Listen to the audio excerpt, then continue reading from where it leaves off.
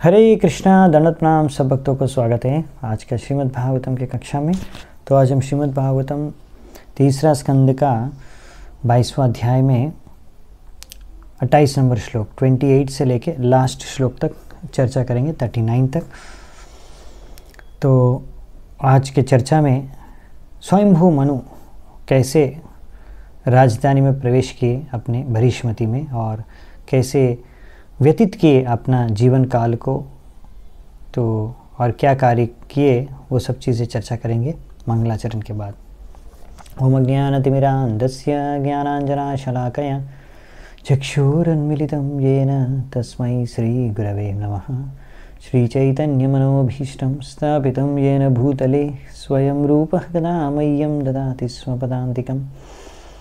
वन्देऽहं श्रीगुरून् श्रीयुतापदकमलं श्रीगुरून् वैष्णवांश्च श्रीरूपं साग्रजातं सहगण रघुनाथान्वितां तं सजीवं साद्वैतं सावधूतं परिजनसहितं कृष्णचैतन्यदेवं श्रीराधा कृष्णपादान् सहगण ललिता श्रीविशाखान्वितांश्च। नमो विष्णुपादाय कृष्णप्रेष्ठाय भूतले श्रीमते भक्तिवेदान्त स्वामिनिति नामिने। नमस्ते सारस्वते देवे गौरवाणी प्रचारिणे निर्विशेषः शून्यवादी पाश्चात्यदेशधारिणे। नमो महावदन्याय कृष्णप्रेमप्रदायते कृष्णाय कृष्णचैतन्यनामिने गौरत्विषे नमः। हे कृष्ण करुणा सिन्धो दीनबन्धु जगत्पते गोपेश गोपिका कान्त राधा कान्त नमोऽस्तुते। तप्त कांचन गौरांगी राधे वृंदावनेश्वरी वृषभानुसुते देवी प्रणमामि हरिप्रिये। नीलाचल निवासाय नित्याय परमात्मने बलभद्र सुभद्राभ्यां जगन्नाथाय ते नमः। वाञ्छाकल्पतरुभ्यश्च कृपा सिन्धुभ्य एव च पतितानां पावनेभ्यो वैष्णवेभ्यो नमो नमः। जय श्री कृष्ण चैतन्य प्रभु नित्यानंद श्री अद्वैत गदाधर श्रीवासादि गौर भक्तवृंद। हरे कृष्णा कृष्ण कृष्णा हरे हरे, हरे राम राम राम हरे हरे। 28 श्लोका। तम् आयन्तम् अभिप्रेत्य ब्रह्मा वर्तात् प्रजापतिं गीतसंस्तुति वादित्रै प्रत्युदीयुः प्रहर्षिताः। अभी बहुत ही आनंद व्यक्त किए कौन?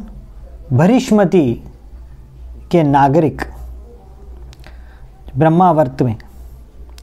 तो उनके जितने भी प्रजा थे स्वयंभू मनु जैसे ही प्रवेश किए उधर सब लोग पहुंच के अलग अलग गान कर रहे, प्रार्थना कर रहे, अलग अलग म्यूज़िकल इंस्ट्रूमेंट्स को बजा रहे कि उनके जो राजा हैं, प्रभु है स्वयंभू मनु लौट के आए हैं, जो परिभ्रमण के लिए जो गए हैं अभी रिटर्न लौट के आए। तो आनंद से व्यक्त करते हुए सब जितने भी प्रजा है सब पहुंच गए और एंट्रेंस के पास।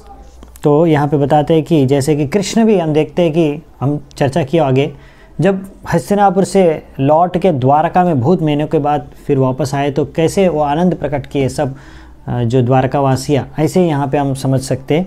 तो एक विधि विधान है, जैसे जो नागरिक है बहुत दिन से राजा का दर्शन नहीं हुआ, देखे नहीं है, बाहर में गए टूर में, तो अभी वो फिर वापस लौट के आ रहे, तो वो सब आते देखने के लिए राजा को, अपने आनंद को भी व्यक्त करते, आनंद को भी व्यक्त करने के अलग अलग माध्यम से।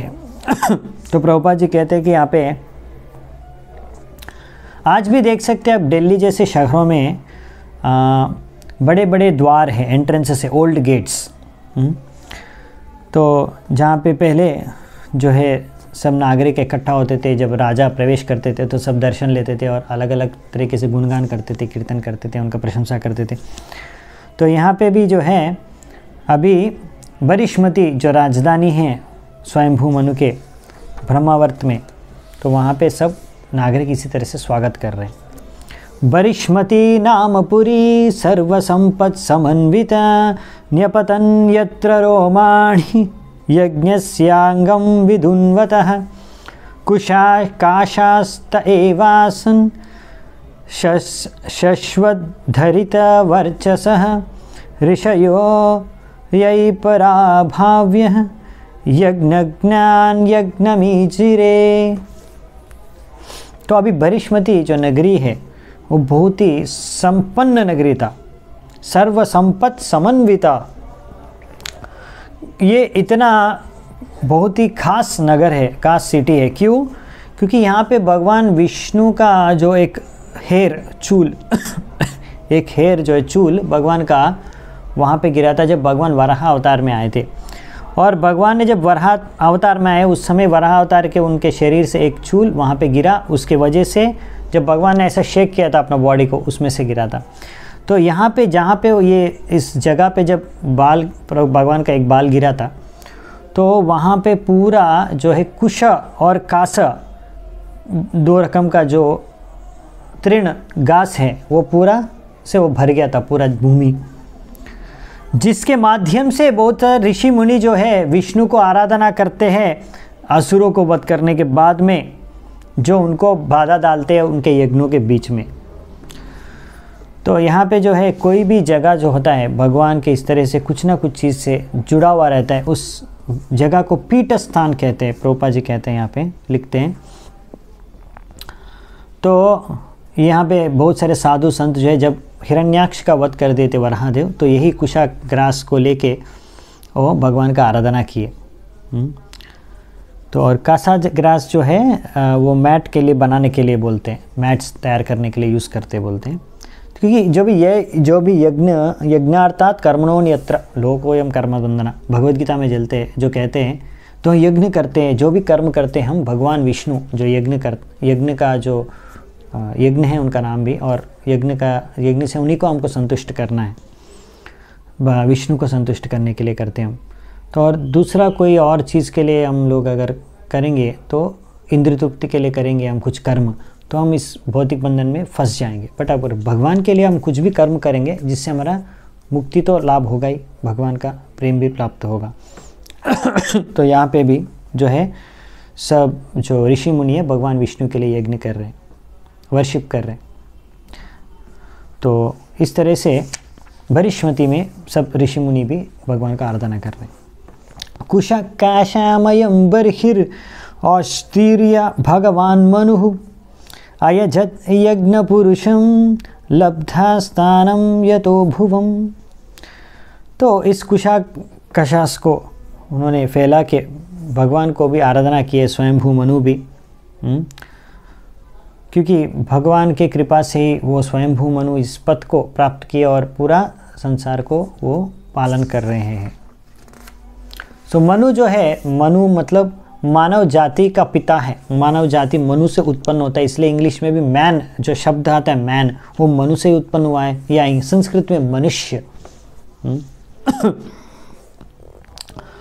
और प्रभुपाद जी कहते हैं कि इस तरह से जो व्यक्ति इस दुनिया में जिसको बहुत सारा सर्वसंपन्न रहते हैं, बहुत सारे संपत्ति है, धन है या जो भी ऐसे सुविधाएं हैं, तो भगवान के कृपा से ही वो सब लाभ हुआ है। जैसे यहाँ पे स्वयंभू मनु देख रहे हैं कि सब कुछ भगवान के कृपा से हमको प्राप्त हुआ है, इसलिए भगवान को आराधना करेंगे सब चीज़ को लेके सबसे। तो ऐसे ही एक व्यक्ति को भी जिसको बहुत सारा धन संपत्ति रहता है, प्रभुपाद जी कहते हैं कि भगवान को संतुष्ट करके भगवान को प्रसन्न करना चाहिए, क्योंकि सब कुछ भगवान का दिया हुआ है।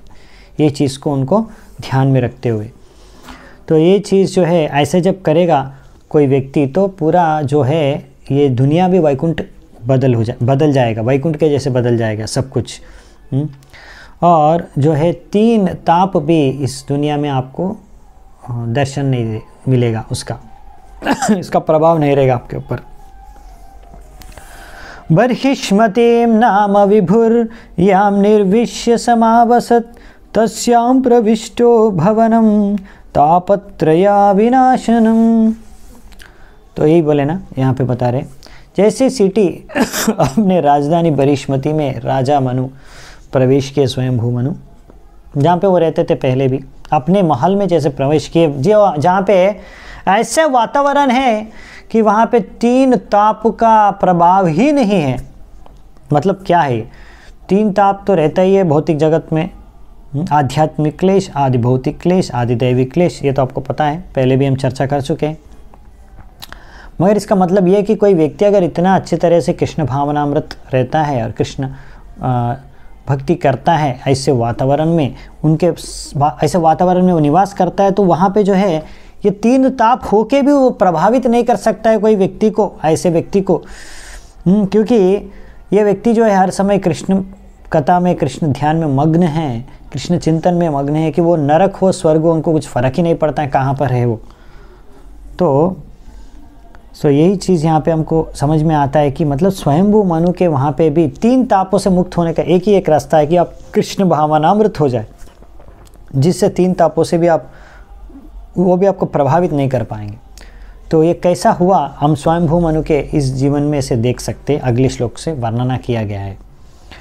सभार्य सप्रजः कामान भुभुजेन्या विरोधतः संघ्यामान सत्कीर्तिः शस्त्रिभिः सुरगायकैः प्रत्युषेष्वनुबद्धेन हृदय शृण्वन् हरे कथाः।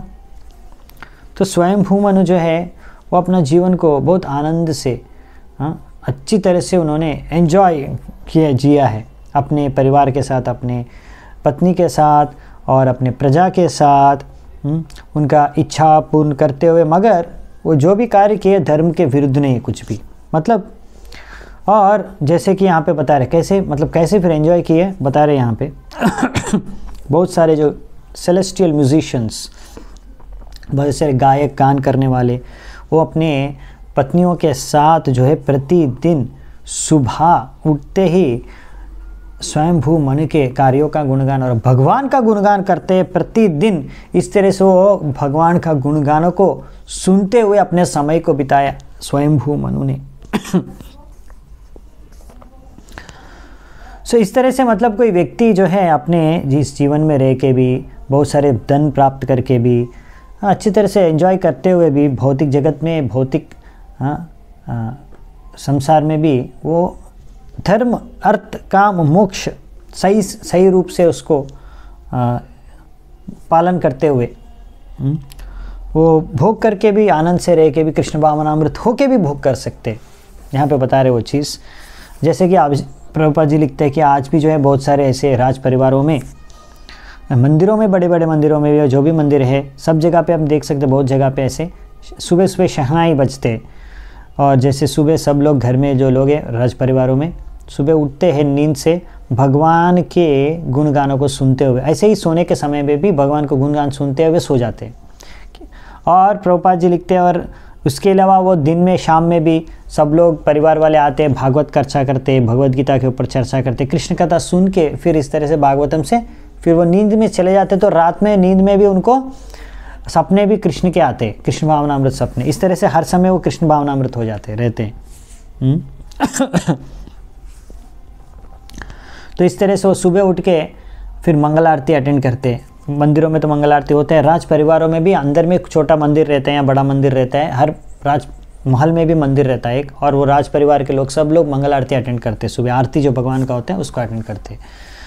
और ऐसे एक उदाहरण देते कि और ये कभी कभी राज परिवारों में, राज महल में जो बड़ा मंदिर रहता है, कभी कभी उसमें दर्शन के लिए बाहर से भी लोग आके दर्शन करते और आरती में भाग लेते। जैसे कि यहाँ पे एक उदाहरण दे रहे कि जयपुर में जो राजा के मंदिर में जो राधा गोविंद देव है, तो वहाँ पे गोविंद देव का मंदिर आप देख सकते हैं। गोविंद देव के मंदिर में जो गोविंद देव है वहाँ पे उनको दर्शन करने के लिए सुबह सुबह मंगल आरती में बहुत सारे लोग आ जाते हैं, 500 लोग भी 500 लोग और उससे भी ज़्यादा लोग आते हैं। प्रभुपाद जी लिखते हैं यहाँ पे, और कम से कम 500 लोग आते प्रतिदिन और मंगल आरती अटेंड करते, भजन कीर्तन करते। तो इस तरह से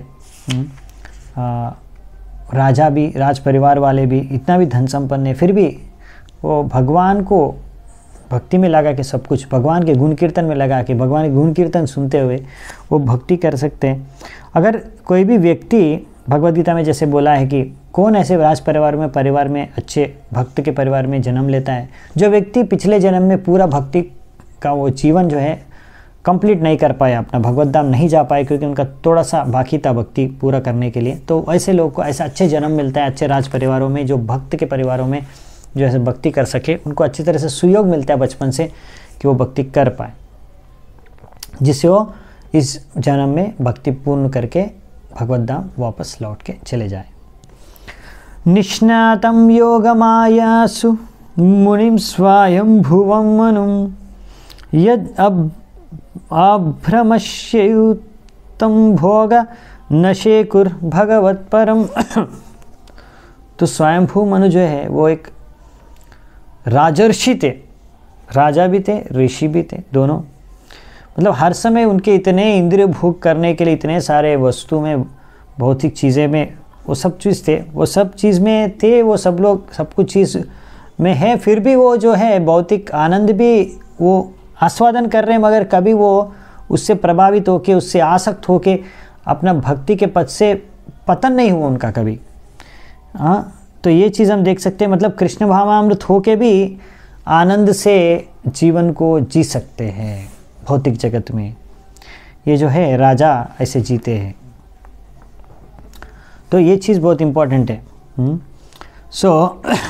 मतलब कृष्ण भावनामृत ऐसी चीज़ है, आंदोलन जो है ऐसे सुविधा देता है लोगों को कि आपको सब कुछ छोड़ छाड़ के जंगल में, हिमालय में जाने की ज़रूरत नहीं है। आप अपने घर में भी रह के इस मानव जीवन को सही रूप से, सही उद्देश्य जो है मानव जीवन का लक्ष्य जो है वो लक्ष्य को पहुंच सकते हैं कृष्ण भावनामृत होके। आपको कुछ आपका भौतिक कार्य बंद भी नहीं करना है, भौतिक कार्य करते हुए भी बस उसको सही रूप से करना है, उसको थोड़ा रेगुलेट करना है, नियंत्रित करना है। ये शास्त्र के अनुसार, नियमों के अनुसार, जैसे अच्छी तरह से खा सकते हो मगर प्रसाद खाइए, ऐसे सब चीज़ कर सकते हैं, मगर युक्ताहार विहारस्य युक्त चेष्टस्य कर्मसु युक्त स्वप्नावबोधस्य योगो भवति दुःखः, भगवद्गीता में जैसे कहा है। सब कुछ कर सकते हैं, आहार विहार सब, मगर युक्त भगवान से संबंधित और नियमित और ये बोलते नियंत्रित रूप से सब कुछ करके भोग मतलब एंजॉय कर सकते और भगवान का भक्ति भी कर सकते। हरे कृष्ण महामंत्र जप करके हरे कृष्ण कृष्ण कृष्ण हरे हरे, हरे राम राम राम हरे हरे, और फिर भगवत धाम पहुँच सकते हैं, जीवन को साफल्य बना सकते हैं।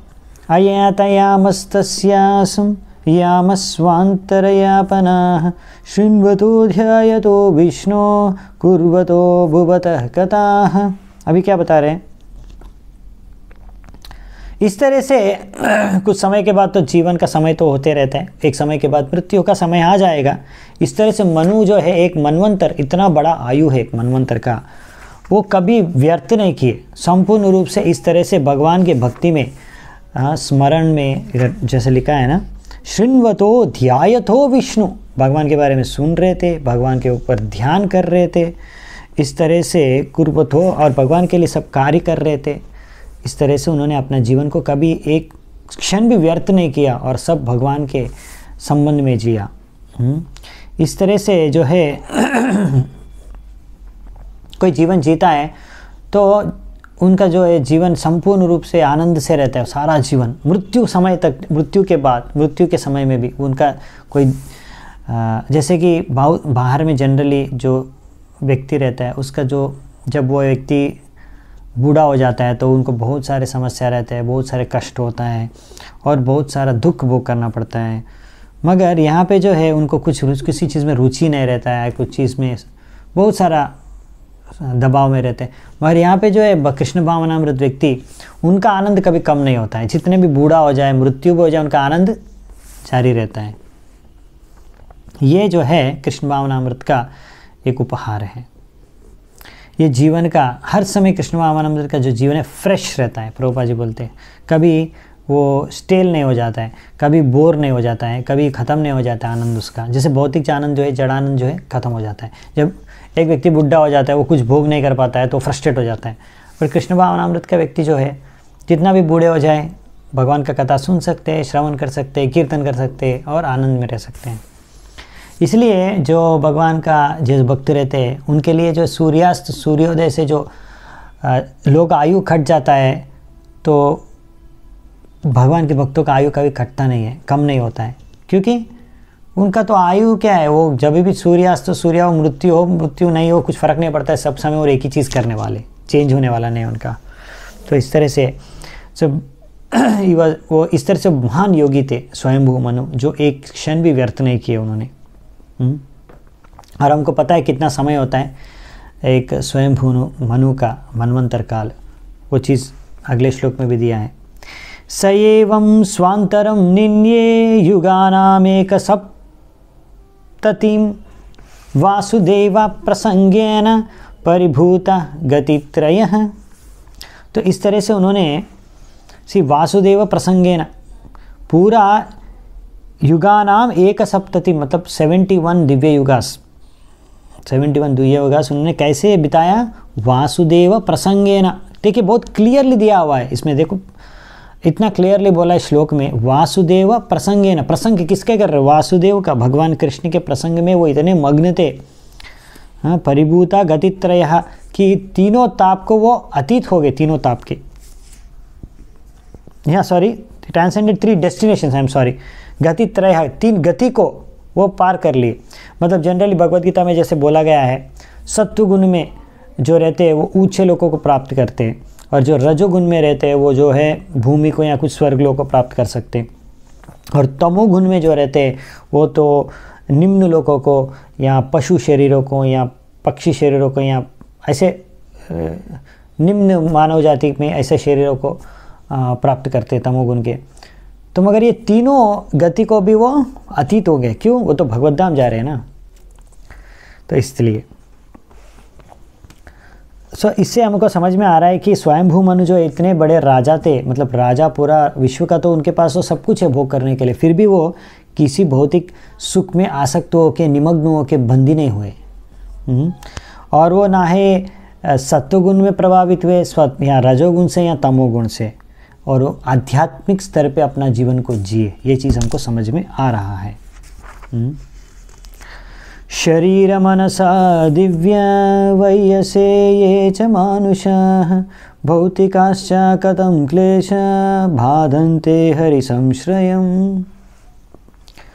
तो यहाँ पे कर रहे, इसलिए हमारे मैत्रेय मुनि बोल रहे हैं, हे विदुर, जो व्यक्तियाँ जो भगवान के शरण में भक्ति कर रहे हैं उनको कैसे कोई बाधा मन या तन या कौन सा भी प्रकार का हो, दूसरे व्यक्तियों के माध्यम से हो या जो भी ताप है, उनको कैसे पीड़ा पहुंचा सकता है ना। क्योंकि 3 क्लेश जो होता है, आध्यात्मिक, आदिदैविक, आदिभौतिक क्लेश, ये जो भगवान के भक्त हैं उनको प्रभावित नहीं कर सकता। यही चीज़ इस श्लोक में भी बता रहे मैत्रेय मुनि विदुर जी को।